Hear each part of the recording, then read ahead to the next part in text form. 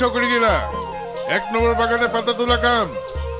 জলদি যাবি দেরি হলে বাবু ঘুরাই দিবে। হ্যাঁ 1 নম্বর বাগান তো বহুত দূর আছে। দেরি হলে বাবু ঘুরাই দিবে কিন্তু কিন্তু চম্পাকে ছাড়ে কি রকম যাবি? অনু এতনা দেরি কি করি ওই চম্পা, যাচ্ছি ওই যে আই গেল চম্পার হিরো তবি আই গেল। এখন তো তুই আয়। আরে কি হলো রে? 1 নম্বর বাগানে পাতা তোলা তোরা ঘন্টক যাই নাই। দেখ না মদন দাদা, চম্পার কারণে আজ আমরা কামে নেই পাবো নাকি? ওই চম্পা রে